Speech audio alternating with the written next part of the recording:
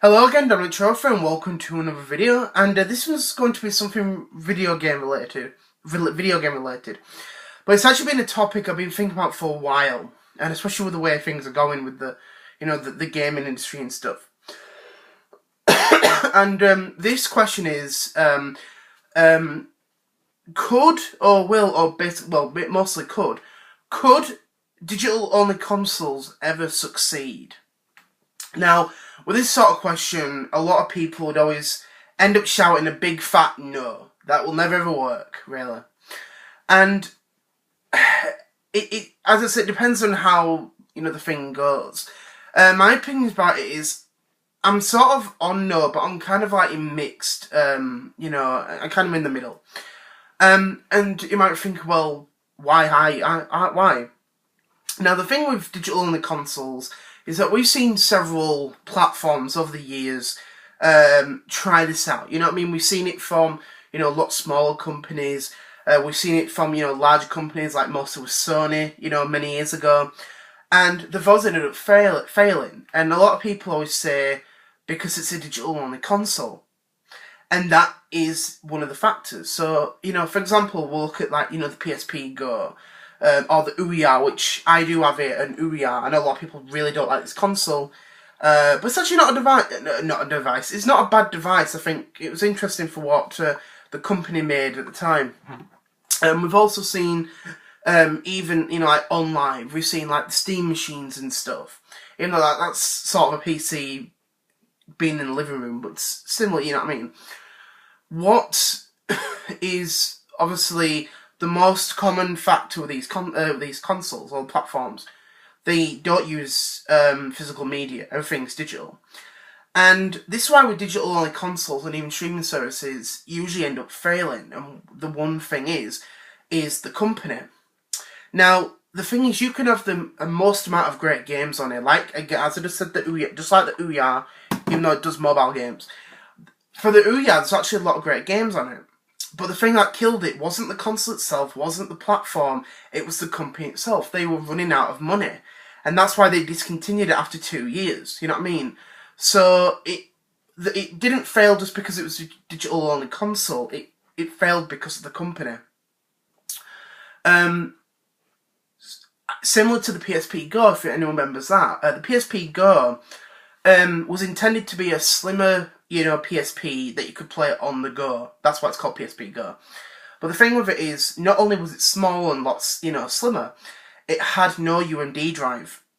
So Sony was basically alienating their audience back then if they wanted to upgrade. So if you were a PSP owner back then and you wanted to upgrade, you couldn't really do that because basically you'd have to sell your console, sell all your games, then buy the console and then repurchase those games digitally.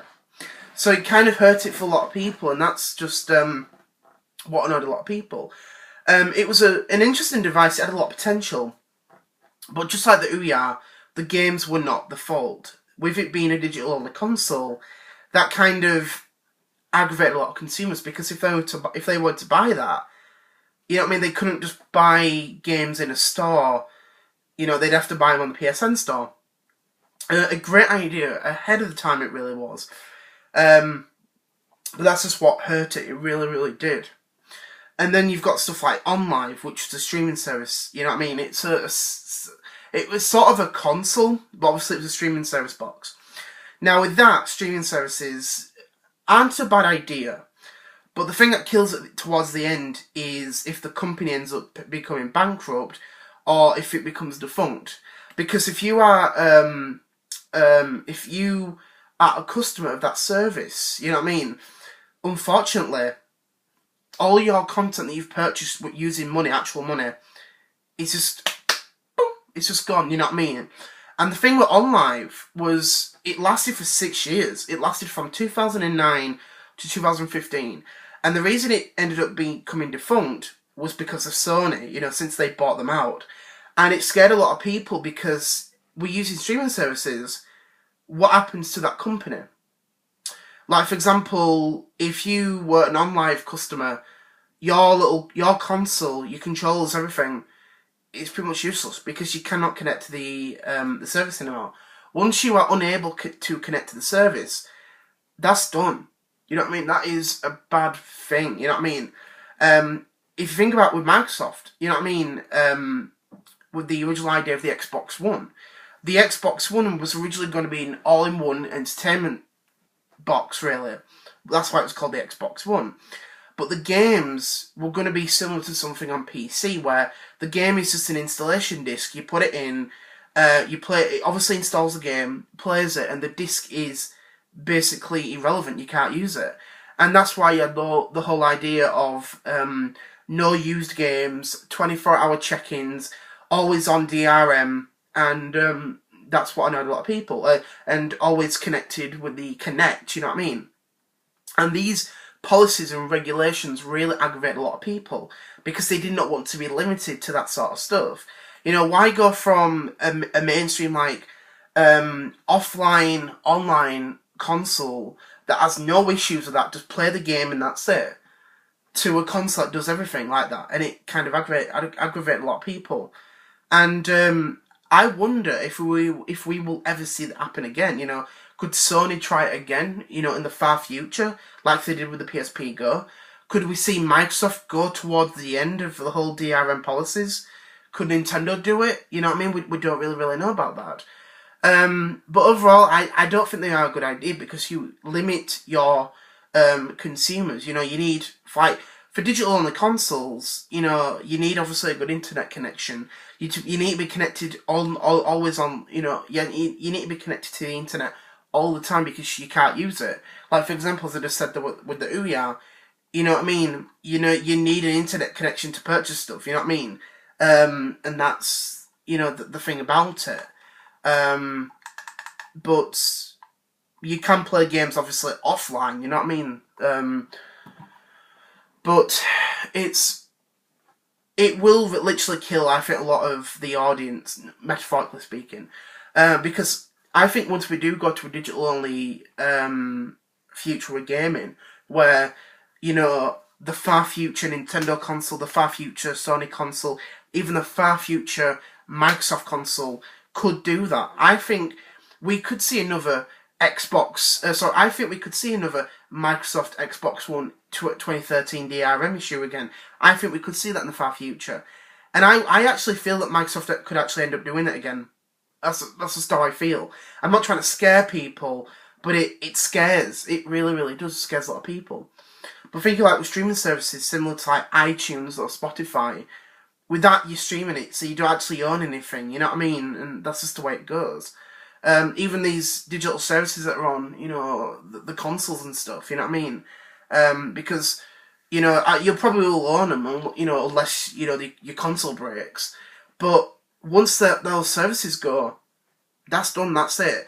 And I think that's what worries me about with the Wii, the PS3 and the 360 digital stores, because once those go down, you won't be able to access them ever again. And this is why I always said to people at that time when I did my Nintendo Wii Virtual Console video, I said, if there are any games on there, on the Wii Shop channel that you want to purchase, do it as soon as possible rather than later, because you don't know when those three companies are going to take those services down. Same with the PS3, same with the Xbox 360, you know what I mean? Because again, those digital stores will go down. They eventually will go down.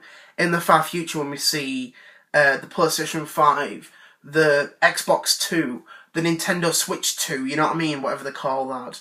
It will happen. And I think a lot of people will stop gaming on those and they'll go back and, do you know what? I want to go back to playing something on, you know, an older console. Do you know what? I might get my GameCube out. I might get my Dreamcast out. I might get my Sega Saturn out. My Mega Drive, you know what I mean? PlayStation. A lot of people will go back to those old consoles and, you know, they'll think, you know what? I miss the days when we didn't have the whole installations and, you know, patches and updates. I really miss those days. And that will happen. You know what I mean? People will go back, you know, to those times when consoles become basically digital-only boxes. You know what I mean? It will happen. But yeah, as I said, I don't know when it will happen, but it will literally hurt a lot of people in the far future because, you know what I mean, you'll need a good internet connection. You won't really need to go into any sort of video game stores, you know what I mean, unless they're selling stuff, everything from the early 2000s and older, you know what I mean. But it will happen. It really, really will, and it's a sad time. It's just the way technology is going. But anyway, I hope you enjoyed this video. I might do a part 2 of this about maybe about, you know, physical media and stuff, digital media, that sort of stuff. I might do that if any of you are interested about that. So I just want to say thank you very much for watching. I hope you enjoyed this video, and I'd love to know what your thoughts are. You know, do you think digital only platforms, digital only consoles, streaming services are a good idea? I'd love to know what your thoughts about that are. So I just want to say thank you very much for watching. I hope you enjoyed this video, and the next one will be on Saturday. So I just want to say thank you very much for watching, and I hope you look forward to that one. So I was going to say, see you later. Bye.